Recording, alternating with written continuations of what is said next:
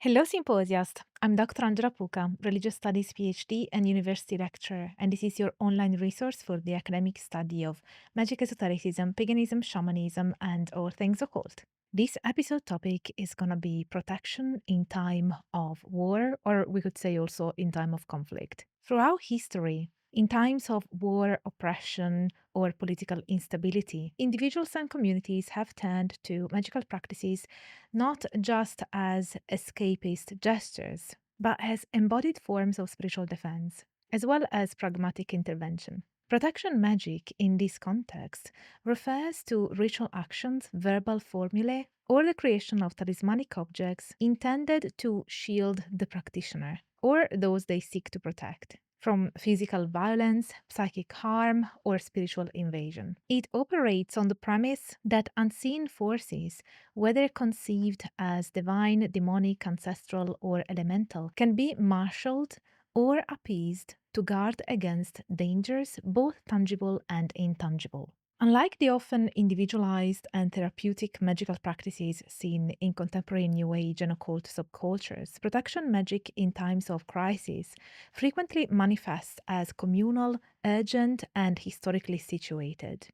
The stakes are not personal growth or transcendence, but survival, resistance, and the maintenance of existential coherence amidst chaos.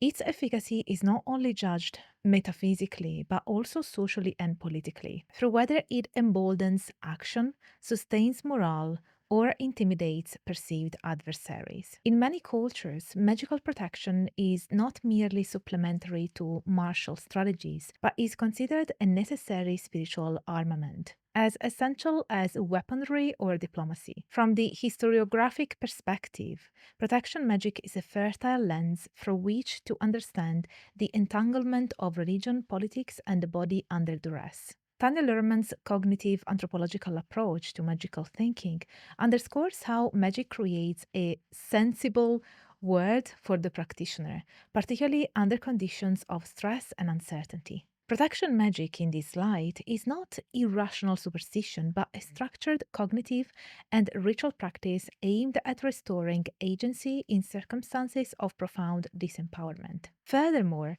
Michael Tossig's work on mimesis and alterity helps illuminate how magical rites often function as mimetic engagements with violence. The ritual may mirror the threat in order to master or invert it, for example. In this framework, protection magic is a form of counter magic, not just prophylactic, but confrontational. What is often overlooked in the study of wartime esotericism is how protective magic fuses with resistance. Not only spiritual resistance to metaphysical evil, but also political resistance to colonial, fascist, or enslaving forces. This is particularly evident in diasporic and indigenous traditions where magical resistance blurs into military action, such as the invocation of the law in Haitian Vodou preceding the 1791 uprising, or the criminalized use of Obeah in the British Caribbean as both protection and rebellion. We will cover these practices throughout this episode more in depth. Such practices challenge the colonial epistemologies that separate religion from magic and faith from strategy. Protection magic in these instances serves as a locus of contested power. It is feared by oppressors, cherished by communities, and importantly, adapted to shifting political landscapes. Finally, protection magic demands our attention as scholars because it destabilizes secular narratives about crisis response. In contrast to modern discourses that treat crisis management as the domain of military, medical, or psychological expertise, magical responses reveal alternative ontologies of safety and vulnerability. To engage seriously with magical protection in war and conflict is to take seriously the cosmologies in which such practices are embedded. Cosmologies where spirits take sides, dreams give warnings, and the integrity of the magical body is coextensive with that of the social body. Thus, the study of protection magic in wartime or time of conflict is not a peripheral curiosity, but a vital insight into how human beings ritualize uncertainty, defend identity, and fight, literally and metaphysically for survival. Now, before we immerse our brains and minds into this topic of protection magic in time of conflict, I'd like to remind you that this project of delivering free academic scholarship based on peer-reviewed resources and scholarly analysis of primary sources can only exist thanks to you. You are the reason why this free project of online education exists. So if you have the means and can afford it, please consider supporting my work with one-off donations on PayPal by joining memberships here on YouTube, joining my fantastic and ever-growing Patreon community. We have a Discord server, a book club, monthly lectures. You can have one-to-one conversations with me depending on the tier that you choose. But really, even joining at the lowest tier really helps a lot. So any kind of support that you can give is massively, massively appreciated. Also, don't forget to sign up for my newsletter because I always share thoughts and what's going on with me. So I think it's a good way to stay in contact with me that doesn't have to go through the capriciousness of social media algorithms. And also visit my website, drangelapuca.com. You find my services, my courses, and also there's the translation of Isabella Cortese's alchemical book. So there's lots there. So check that out as well. And now that the symposium keeping is out of the way, we can go back to our topic. The strategic use of protection magic during times of war and political strife has evidence in civilizations as early as the ones in the ancient Near East, the Greco-Roman world, and the Mediterranean basin more broadly.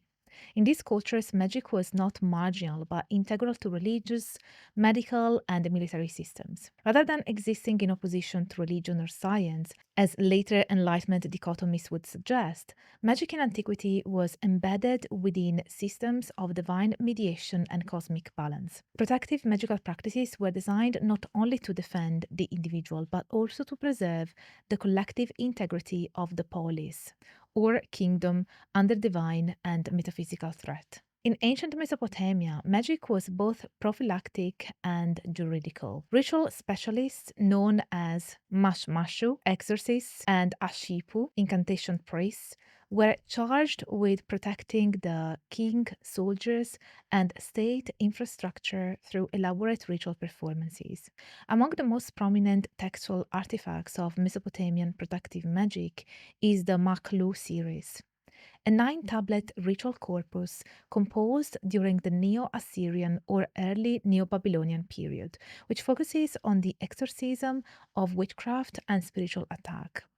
Although ostensibly aimed at neutralizing sorcerers and malevolent spirits, the Maklu was also used during times of civil unrest or perceived divine displeasure, functioning as a protective recalibration of cosmic order.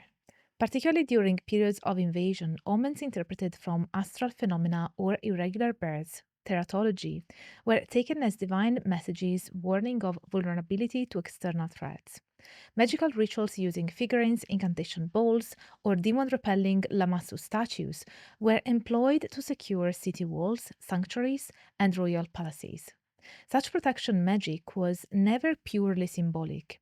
It was considered efficacious through the proper performance of ritual language and cosmological alignment, a worldview deeply intertwined with the divinatory sciences of astrology and hepatoscopy. In the Greco-Roman world, protective magic in warfare often intersected with what scholars term defensive curse practices.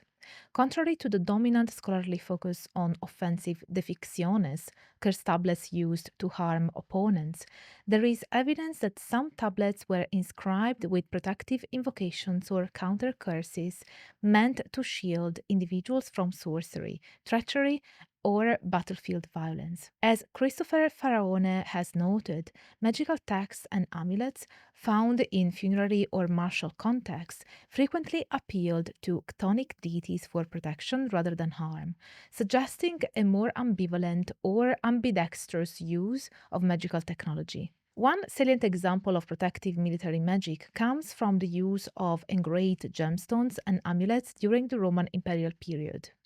Soldiers frequently wore engraved phylacteria, bearing the names of protective deities such as Mithras, Hecate, or Abraxas. These were not just decorative, but functioned as embodied spells. By wearing a god's name or symbol on one's person, the bearer was ritually aligned with the being's power. The magical papyri from Greco-Egyptian sources, the PGM, contain several examples of rituals to obtain invulnerability in battle, including headless spells and invocations of daimones to stand as spiritual sentinels. For instance, PGM-1 includes a long ritual designed to render the practitioner invisible to enemies and protected from weaponry, a magical equivalent of divine armor. It is also within the Greco-Roman tradition that we encounter the early theorization of spiritual guardianship via daimones. While often translated uncritically as demons, these intermediary beings could be either benevolent or hostile, depending on their alignment and the ritual method of contact. In Neoplatonic theurgy, particularly in the writings attributed to Iamblichus, daimones were central to spiritual ascent but could also be invoked for protection in mundane affairs, including warfare. Daimones practices involved establishing a sympatheia with the divine realm through invocations, ritual purity, and material correspondences, practices which later found continuity in the magical philosophies of the Renaissance. In Egyptian magical thought, which significantly influenced Hellenistic magic, the use of protective magic was grounded in both mythic identification and cosmological restoration. Practitioners could align themselves with deities like Horus or Isis through spellcraft, thereby inheriting their power to repel chaos. Isfet. This alignment could be ritually performed through written spells, spoken incantations, or the wearing of amulets inscribed with divine names or symbolic hieroglyphs. Protective spells against enemies, whether human, spiritual, or bestial, were inscribed on papyri, on temple walls, and even on soldiers' bodies via tattooing or scarification, as evidenced by recent archaeological analysis. Perhaps less commonly explored in standard historic studies is the role of gender and vulnerability in ancient protection magic. In times of war, women and children were often considered particularly vulnerable to attack, and magical rituals frequently focused on their protection. For instance, in both Egyptian and Greco-Roman contexts, protective amulets were inscribed with maternal deities or invoked figures like the syncretic Holy Child for the safeguarding of offspring. For instance, in both Egyptian and Greco-Roman contexts, protective amulets were inscribed with maternal deities or invoked figures like the syncretic Holy Child for the safeguarding of offspring. These acts of magical defense against the threats of war, rape, enslavement, infanticide should be understood as culturally specific responses to systemic violence and not just as superstition. So, in some, ancient protection magic in times of warfare was a deeply embedded religious and political strategy.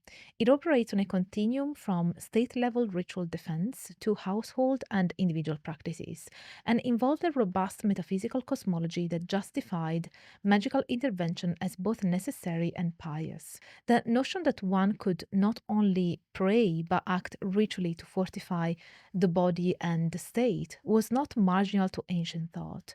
It was fundamental to how civilizations understood power, divine favor, and survival. The medieval and early modern periods witnessed a remarkable evolution in the conceptualization and practice of protection magic. In this context, magic served not only as a means of personal defense, but as a contested interface between sanctioned religious ritual, illicit magical practice, and political authority. The boundaries between orthodoxy and heresy, sanctioned miracle and forbidden magic, were continuously negotiated, especially during periods of war, plague, and sociopolitical upheaval. Protection magic, often perceived as occupying a liminal space between prayer and sorcery, played a crucial role in how individuals and communities sought to navigate the vulnerabilities imposed by both human and supernatural enemies. In medieval Christian Europe, protective practices were deeply infused with liturgical elements and sacramentals. The Lorica prayers, particularly St. Patrick's breastplate, are emblematic of this blending of Christian devotion with magical logic. These prayers functioned as spoken amulets, invoking divine protection against physical and spiritual threats. The linguistic structure of such lorice often mirrored magical incantations, invoking a series of divine names or attributes to construct an invisible armor around the practitioner. Richard Kiekefer argues that such protective formulae reflected a continuity between Christian devotional culture and older magical paradigms, particularly in their use of performative speech acts believed to alter ontological realities. Similarly, the proliferation of blessed objects, including relics, crucifixes, and sacramentally blessed herbs, formed a kind of ecclesiastically approved material magic. Yet the line between orthodoxy and heterodoxy was often ambiguous. Items such as the Agnus Dei, wax discs embossed with the image of the Lamb of God blessed by the Pope, were believed to protect against plague, war, and demonic assault, and circulated widely among the elite and laity alike. Such items, while officially sanctioned, relied on the same metaphysical assumptions underpinning folk talismans that material objects could be imbued with protective power through ritual consecration. Outside ecclesiastical control, learned and folk magical traditions offered a range of more explicitly magical forms of protection. The grimoires of the late medieval and Renaissance periods, such as the Key of Solomon, Sworn Book of Honorius, and the Liber Iuratus, contain detailed instructions for constructing magical circles, talismans, and protective rituals. These texts were part of the intellectual culture of clerical necromancy and demonstrate a synthesis of Christian angelology, Jewish Kabbalah, and earlier pagan traditions. In these works, the magician is instructed to ritually purify themselves and invoke a hierarchy of angelic beings to shield them from demonic or mortal harm. The Sworn Book of Honorius, for instance, teaches the adept to create protective seals and names of power derived from angelic languages to guard against spiritual assault, particularly when invoking or coercing spirits. What is often overlooked is the degree to which these grimoires were apotropaic in structure. The elaborate ritual preparation, circles of protection, use of divine names, and ritual vestments all served to insulate the magician from the potential consequences of transgressing divine boundaries. The entire system is premised on the necessity of spiritual fortification before contact with the liminal or dangerous.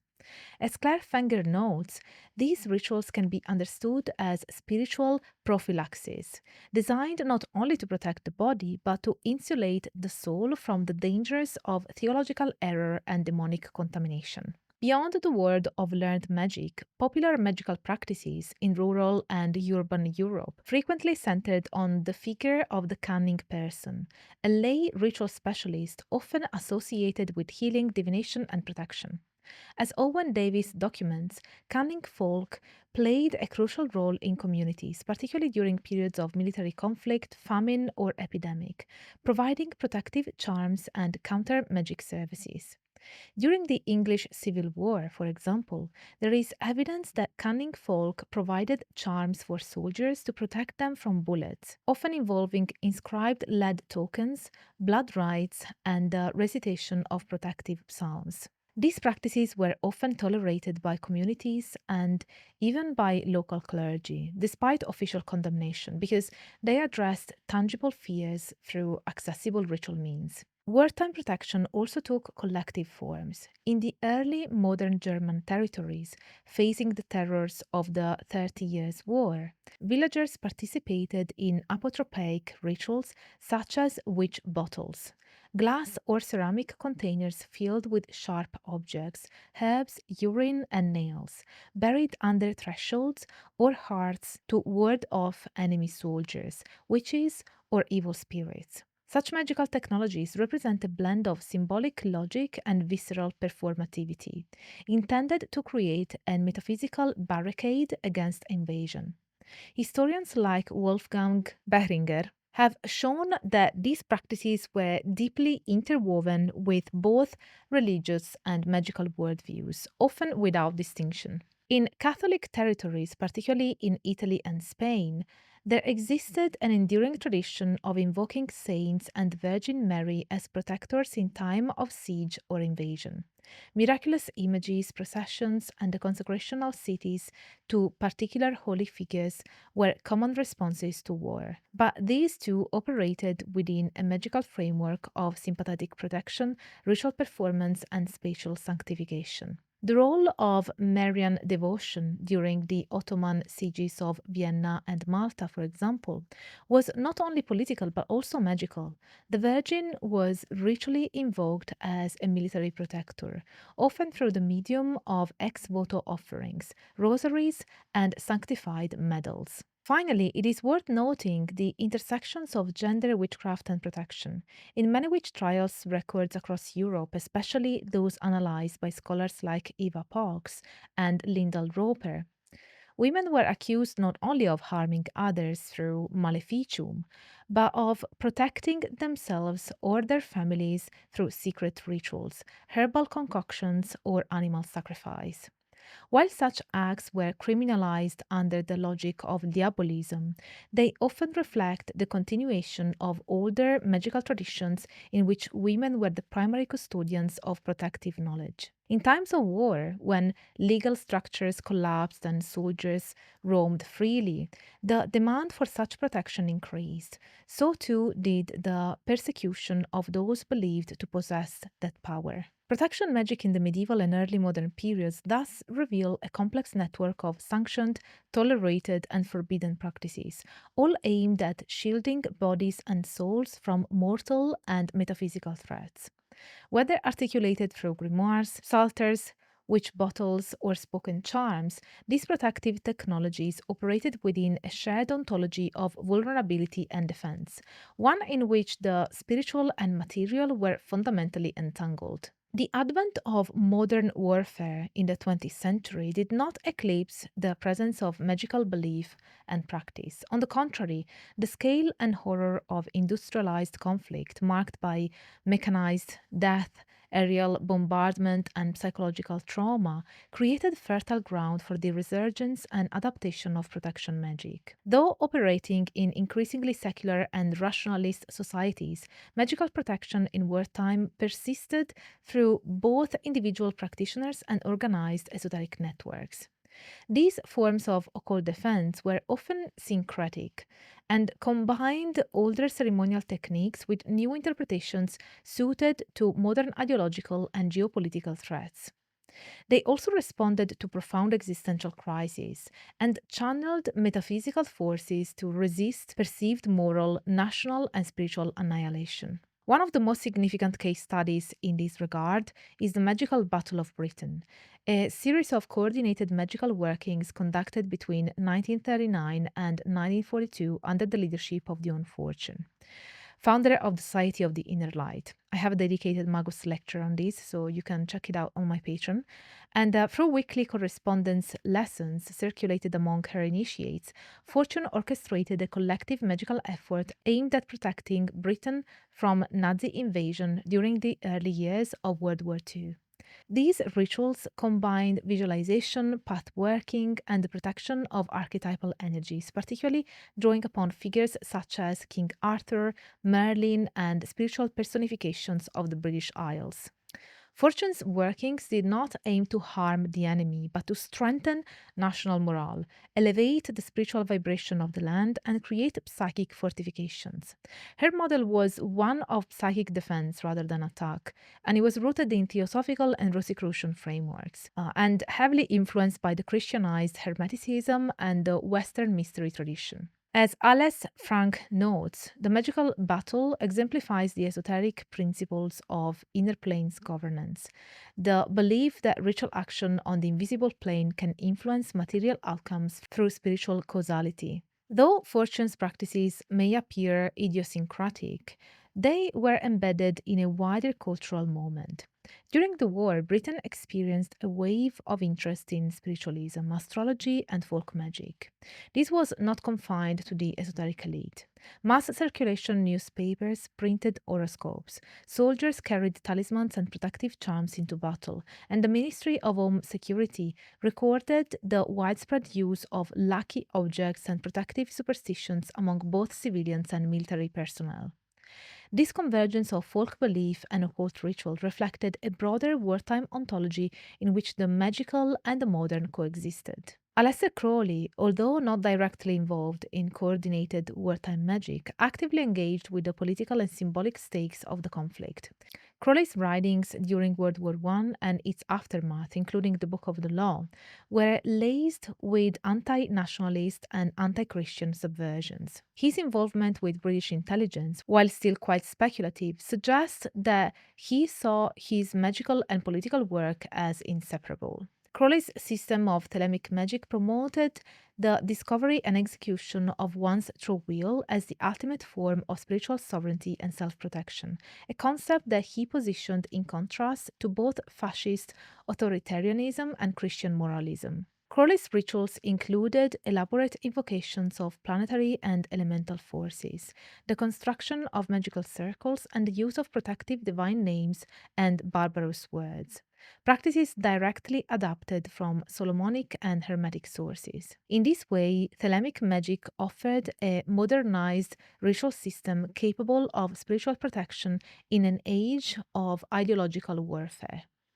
For Crowley, the magician was not a passive recipient of grace, but an active agent shaping history through magical will. Outside the context of ceremonial lodges, folk and diasporic traditions also flourished as tools of magical protection during the World Wars, particularly among African diasporic communities in the Americas.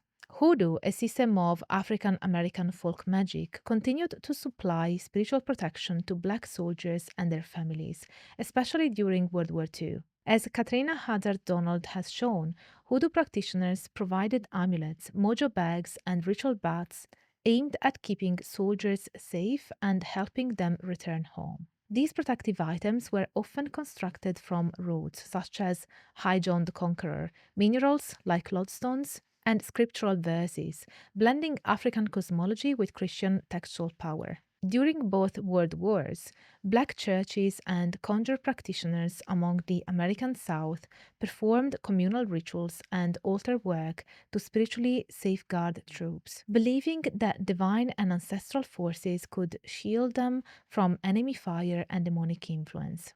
The Psalms, particularly Psalm 91 and 23, were employed as spiritual armor, inscribed on paper and worn against the body or recited daily. These practices, often dismissed by white observers as superstition, constituted a powerful form of spiritual agency in a segregated military system that routinely devalued Black lives. In Eastern Europe, protection magic in wartime was often practiced under the veil of folk Christianity.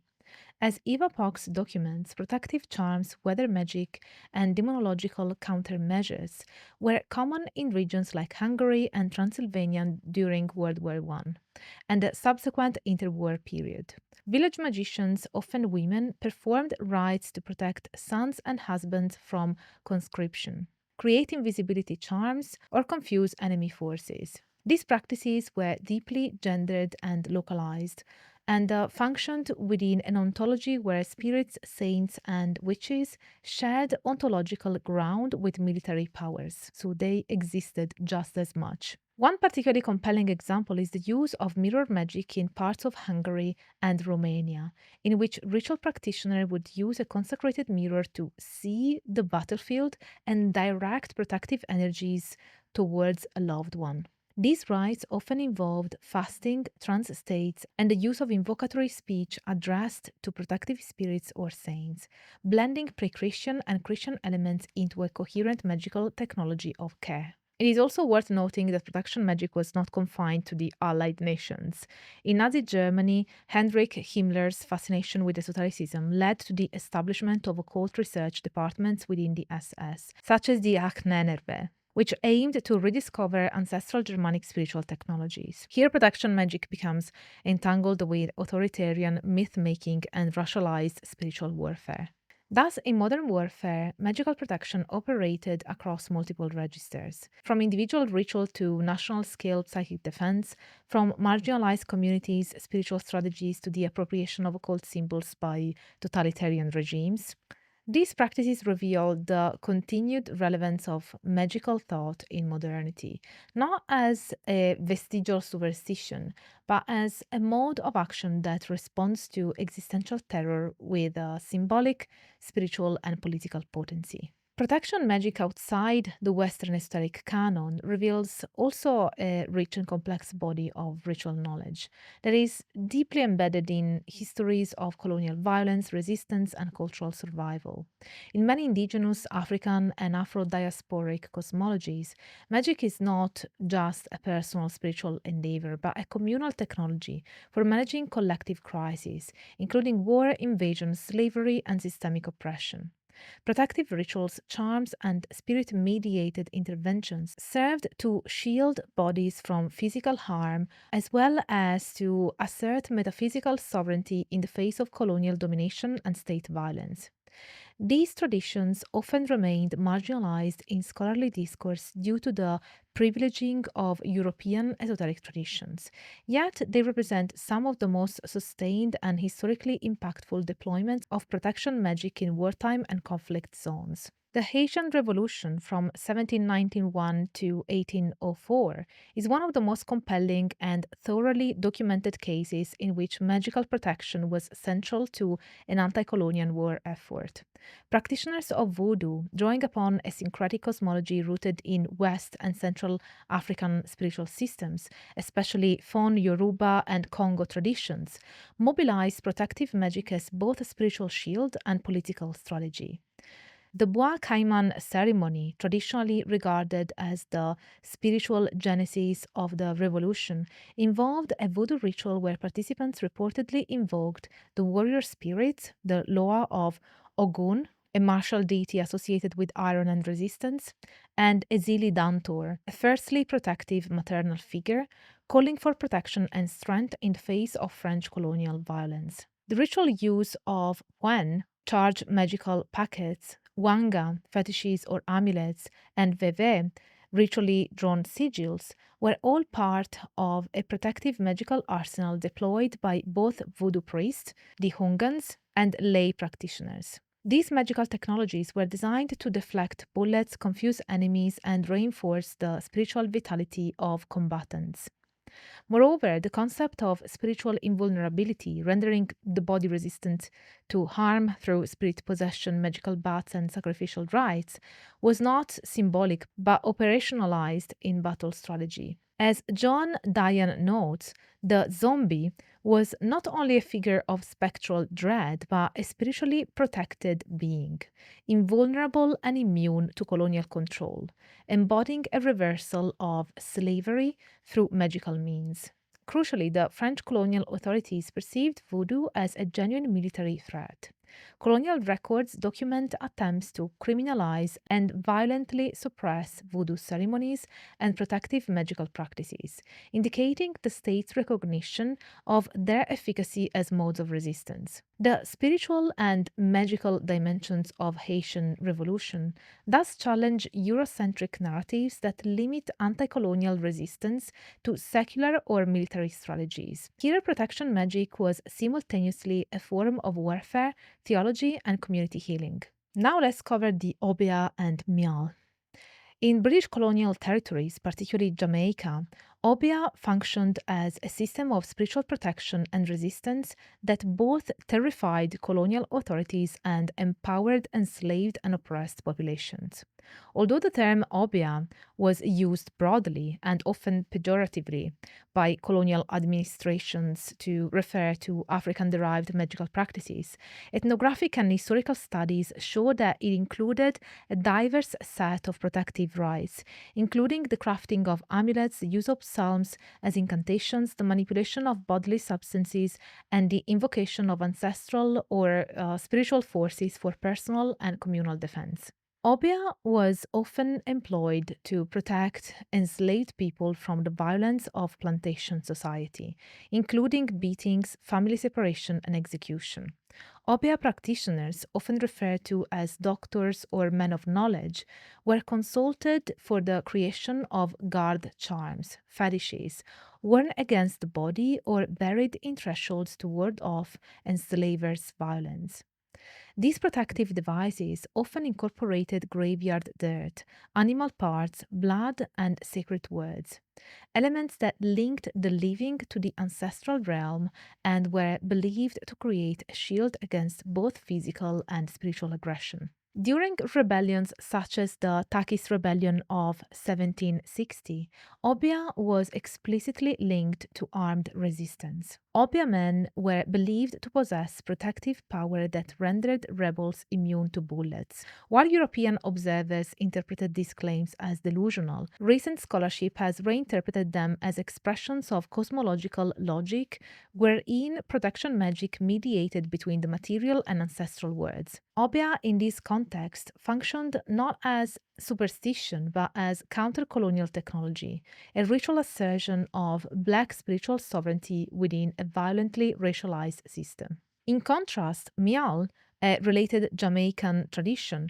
operated more often as a communal healing and protective practice. With its emphasis on spirit possession and cleansing rituals, Myal provided spiritual immunization against malevolent forces, including bad obeah or spiritual attacks associated with plantation surveillance and intra-community tensions. Both systems, while distinct, often overlapped in practice and served as protective frameworks in the context of slavery, war, and post-emancipation struggle. Across West Africa, especially among Yoruba, Fon, and Igbo communities, protection magic has historically served both ritual and martial functions. In the context of intertribal warfare and later resistance to colonial expansion, protective charms and spiritual fortifications were critical components of defense. Among the Yoruba, for instance, warriors would receive aye, spiritual power, from diviners and ritual specialists, who prepared oshe, protective soaps, ebo, sacrifices, and orisha invocations, especially to Ogun, the god of iron and warfare, to shield their bodies. As Jacob Olupona has shown, such rituals were cosmologically grounded in a worldview where protection was not only defensive but participatory. The individual became ritually bound to protective spirits through offerings, chants, and bodily adornments such as beads and scarifications. These forms of magical protection were later carried into the Americas through the transatlantic slave trade, becoming foundational to diaspora traditions such as voodoo, candomblé, and santeria. The permanence of protection magic across these spaces testifies to its adaptability and centrality in Afro Atlantic ritual life, particularly as a response to the structural violence of slavery, racism, and colonization. Now, on to the Andean world. Protection magic in the Andean world also played a significant role in maintaining community resilience during periods of colonial invasion, internal conflicts, and natural calamity. Ritual specialists such as Yatiris and Pacos performed complex ceremonies to secure the protection of both individuals and entire Ailus, kinship-based communities.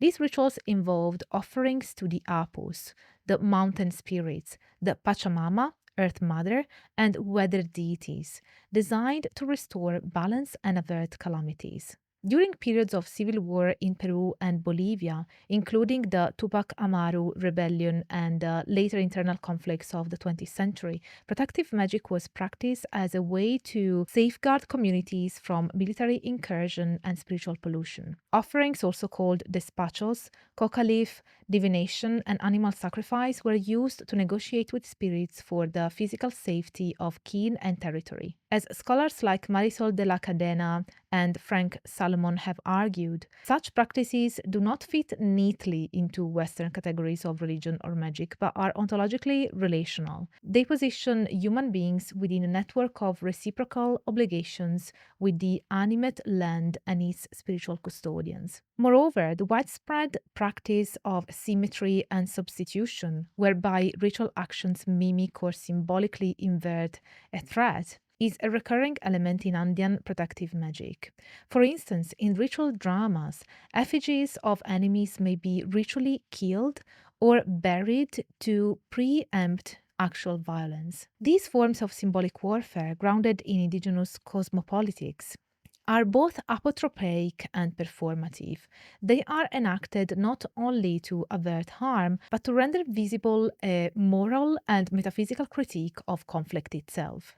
Now let's cover contemporary protection magic. In the 21st century, protection magic has not only persisted but diversified, finding new forms of expression within digital spaces, postmodern esoteric systems, and political activism.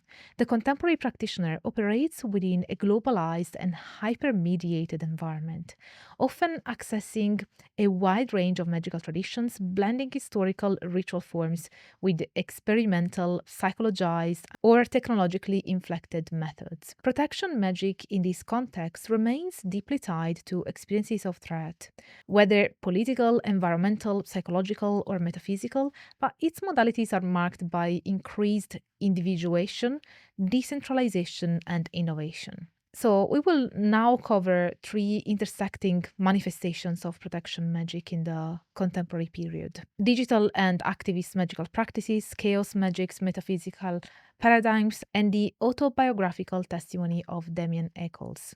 The rise of the internet and social media platforms has facilitated the emergence of what we can term ritual technicity, where magical operations occur in digital space, either synchronously, like with live streamed rituals. Perhaps we should try one. Let me know in the comments if you would like to try one as an anthropological experiment, or asynchronously, for example, with sigil sharing, hashtag spells, and so on.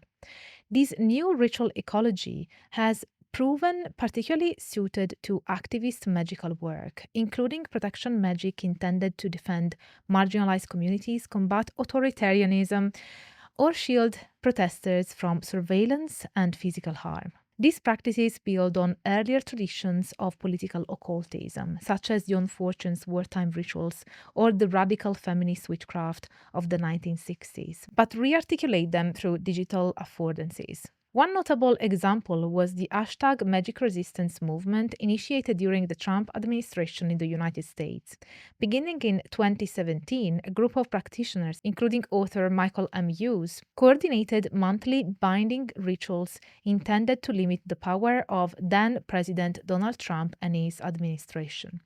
These workings, widely disseminated via Twitter, Facebook, and YouTube, involved collective spellcasting using candles, sigils, photographs, and invocations to spirits or elements. While the primary aim was restriction, many participants also created protection workings to shield vulnerable groups and activists involved in resistance. These represented a form of digital folk magic, blending performative activism with sincere metaphysical intent. Protection spells in this context often made use of chaos magic techniques such as sigilization, charging a symbolic representation of an intention through altered states of consciousness and then firing it into the unconscious. Sigils were widely circulated as memes, digital artworks, or hashtags, sometimes accompanied by instructions for charging or group synchronization. These protective sigils were often created to shield protesters during Black Lives Matter demonstrations, protect trans communities from targeted legislation, or safeguard ecological defenders from corporate retaliation. Their shared, replicable format mirrors the logic of viral media, enabling rapid mobilization of magical intention across space and time. The chaos magic movement, which emerged in the late 20th century through figures such as Peter J. Carroll and Ray Shervin, represents a radical departure from traditional magical systems. Rather than relying on lineage, dogma, or metaphysical essentialism, chaos magic promotes a pragmatic and experimental approach in which belief is treated as a tool rather than a truth. Practitioners are encouraged to adopt, adapt, or invent magical systems as needed, often drawing from multiple traditions or creating their own. Within this paradigm, protection magic is frequently reframed as a psychotechnique, a way to influence the practitioner's mental, emotional, or energetic field through symbolic action. Rituals may include the creation of personal sigils, servitors, which are self created spirits programmed to perform specific functions, or even the programming of software or virtual environments as magical tools.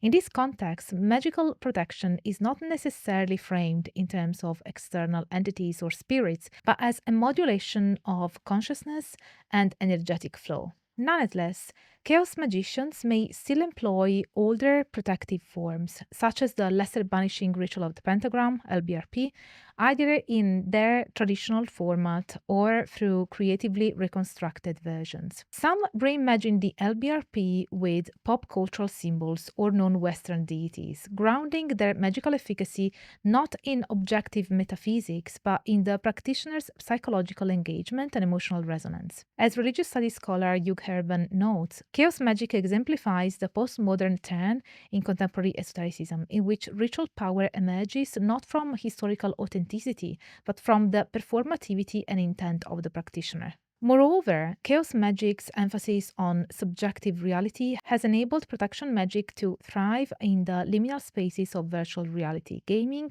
and artificial intelligence. Practitioners now build digital altars, virtual magical circles, or program automated rituals through software, bots, or AI generated prompts. This development has raised questions about the ontology of spirits, the nature of magical space, and the continuity of magical protection in non-physical realm. The case of Damien Echols offers a rare first-person account of how protection magic may function in conditions of extreme crisis. Echols, one of the so-called West Memphis Three, was convicted of unaliving in 1994 and spent nearly 2 decades in the D. Row in Arkansas before being released in 2011. During his incarceration, Echols turned to ceremonial magic, particularly the Hermetic Kabbalah and Thelemic traditions, to endure and ultimately transcend the physical and psychological torments of prison life. In his autobiographical work, Life After Death and High Magic, Echols describes how daily ritual work, banishing rituals, invocations of archangels, meditation, and energy visualization allowed him to build a protective, energetic field, which he credits with preserving his sanity and shielding him from despair and spiritual attack. He also discusses his invocation of non-human intelligences, sometimes described in language resonant with angelic and demonic currents, to assist in his liberation. While he stops short of naming specific demons, he suggests that entities beyond the material plane played a role in his survival and release. Echols' experience exemplifies the use of protection magic as both spiritual technology and psychological resistance. His case has attracted scholarly attention for its articulation of esotericism under carceral conditions, a field still in its infancy. Echols' testimony bridges the gap between the psychological model of magic and the metaphysical, demonstrating how ritual practice can become a means of reconstructing the self under radical duress. Echols also reframes magical protection not as an occasional ritual, but as a discipline of the body and mind, akin to monastic spiritual training. In this regard, his work aligns with earlier understandings of magic as an ascesis, a spiritual exercise that simultaneously shapes the practitioner's internal world and provides defense against external forces. Now, there are also some practical examples of protection magics that are driven from the traditions that we have covered in this lecture, but I won't be able to cover them in details here. I've just added here a few things, but if you want all of them, you will find them in the curated transcripts that is present on my Patreon store. So as we have seen across ancient civilizations, colonial resistance movements, modern warfare, and digital activism, protection magic has served as a ritual response to vulnerability, a symbolic assertion of power, and a spiritual mechanism for preserving life and identity. It is never static, always adaptive, reshaping itself to meet the needs of each crisis and the contours of each cosmology. Whether invoked through the sacred names of the archangels, the sigils of the Vodou Loa, the crafted pen of enslaved rebels, or the hashtag spells of online collectives, protection magic remains an essential feature of how human beings ritualize danger, generate hope, and defend the sacred self. This is it for today's video, and this is my long bibliography. And if you're interested in knowing more about the practical examples in this lecture, please visit my shop on Patreon, because you will find the curated transcript with all the details. So yeah, this is a little bit of a taste, but you find the rest on my Patreon. So I hope that you enjoyed the episode up until this point. And if you watched until now, leave me a shield emoji in the comments. And if you watched until this point, I'm so happy that you are so committed to your learning. I'm super proud of you. And yeah, if you like this episode, and if you generally like my content that is based on academic scholarship and scholarly analysis of primary sources, please consider supporting my work, because this is a crowd-funded project, and without you guys, I will have to just stop making these free educational videos available to everybody. So if you do have the means, please consider supporting me on Patreon, my Patreon community, becoming a member here on YouTube. You can support me on Ko-fi, you can send me donations on PayPal, and check out my services at drangelapuka.com. All the links are in bio, in the info box, in a pinned comment, everywhere. So if you want, you will find definitely the links. And also visit my website, drangelapuka.com, to check out my services and sign up for my newsletter, so that you are in contact with me outside of social media. And also I post pictures and updates that I don't post in any other place. So you might want to. And also for instance, when I have a new course, when I launch a new course, I will always send it to my patrons first, my newsletter subscribers second, and then I will release it publicly third. So if I have limited spaces, obviously those first two will get the spots to begin with. So other than that, thank you for considering to support my work. It's really important to me. And if you like this video, don't forget to smash the like button, subscribe to the channel if you haven't already, activate the notification bell so that you are always notified when I upload a new video, and share this video around so the symposium can grow. Even if you don't have the means to support me financially, it would really massively help me if you shared my videos around. So I really appreciate that. Let me know in the comments what you thought about this video, and I hope that you enjoyed it. And I also hope that you stay tuned for all the academic fun. Bye for now. Today we hold that